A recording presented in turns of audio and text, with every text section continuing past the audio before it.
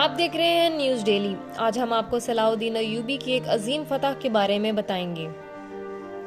اسلام کے عظیم جنگجو صلاح الدین ایوبی مصر اور شام کے حکمران ہونے کے ناطے عیسائی دنیا کے خلاف اپنی بہت سی جنگوں اور لڑائیوں کے لیے جانے جاتے ہیں۔ آج تاریخ کی کتابیں ان کے بہت سے کارناموں اور فتوحات کی کہانیوں سے بھری پڑی ہیں۔ سلطان صلاح الدین ایوبی وہ افسانوی جنگجو تھے جنہوں نے صلیبیوں سے طویل جنگ لڑی اور آخرکار ان پر قابو پا کر فتح حاصل کی۔ دنیا نے ایسا دلیر اور ہمدرد فاتح نہیں دیکھا تھا۔ صلیبی جنگیں تاریخ کی سب سے خون ریز اور طویل ترین جنگ کا حوالہ دیتی ہیں، جس کے دوران مغرب کی عیسائی طاقتوں نے ایشیا میں طاقتوں کا تختہ الٹنے کی کوشش کی۔ 29 ستمبر کو سلطان صلاح الدین ایوبی نے نابلس اسٹریٹ کے ساتھ کرک اور شوبک کے صلیبی قلعوں کو واپس لینے کے لیے دریائے اردن کو عبور کیا۔ گائے آف لوسیگنن، جو کہ یروشلم کا بادشاہ تھا، کے ذریعے صلیبی طاقت اب سیفرس سے الفولا میں منتقل ہو چکی تھی۔ اس طرح صلاح الدین نے ان طاقتوں کو کمزور کرنے کے لیے 500 چھوٹی لڑائی کرنے والے سپاہیوں کو تعینات کیا، جبکہ وہ خود انجلوت کی طرف چل پڑا۔ تاہم پرنس رینالڈ آف چیٹلون نے ریڈ سی پر ایک جنگی جہازوں کے بڑے دستے کے ساتھ جوابی کارروائی کی، جو کہ ایک آبی گزرگاہ تھی، اور اس کی صلاح الدین کو کھلے رہنے کی پوری توقع تھی۔ اس جنگ کے بعد اس نے 1182 میں بیروت پر حملہ کرنے کے لیے 30 جہازوں کا ایک دستہ اکٹھا کیا، اور اس طرح شہزادہ رونالڈ نے مکہ اور مدینہ کے مقدس شہری علاقوں پر حملہ کرنے کے لیے قدم اٹھایا۔ جولائی 1187 میں سلطان صلاح الدین ایوبی نے ریاست یروشلم کے ایک بڑے حصے پر قبضہ کر لیا۔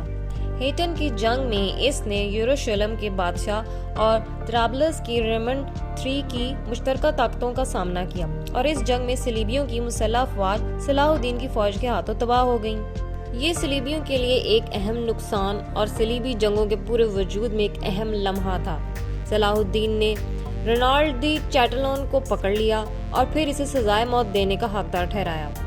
صلاح الدین یوسف ابن ایوب، جسے مغربی دنیا میں صلاح الدین کے نام سے جانا جاتا ہے، وسیع پیمانے پر ایک مضبوط جنگجو کے طور پر مشہور ہیں، جو کہ اپنے دشمنوں پر بہت مہربان بھی تھے۔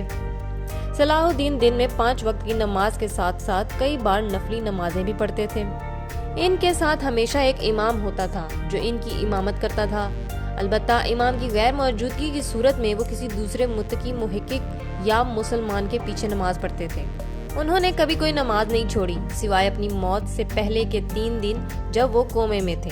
وہ اپنی بچت کا زیادہ تر حصہ صدقے میں خرچ کرتے تھے، لیکن ان کے پاس اتنا زیادہ نہیں ہوتا تھا کہ وہ زکوٰۃ دے سکیں۔ حج کی مسلسل تڑپ کے باوجود وہ حج نہ کر سکے، کیونکہ وہ ہمیشہ جہاد میں شامل رہتے تھے۔ اپنی تحریر کے ذریعے کسی کے بارے میں برا بھلا نہیں کہتے تھے یا کسی مسلمان کی دل آزاری بھی نہیں کرتے تھے۔ اس کے ساتھ ساتھ انہوں نے کبھی کسی دوسرے کو بھی اپنے بارے میں برا بولنے یا لکھنے کا موقع نہیں دیا۔ جب انگریز بادشاہ رچرڈ دی لائن ہارٹ، جو صلاح الدین ایوبی کا سب سے بڑا مخالف تھا، بیمار ہوا، تو صلاح الدین ایوبی نے اس کی صحت یابی میں مدد کے لیے مٹی کی مصنوعات اس کے پاس بھیجی۔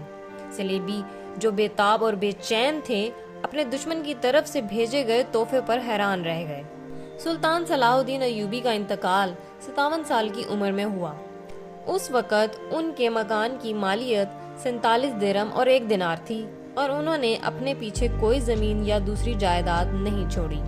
ہماری ویڈیو پسند آئی ہے تو اسے لائک کیجیے اور شیئر کیجیے۔ مزید ویڈیوز دیکھنے کے لیے ہمارے چینل کو سبسکرائب کیجیے۔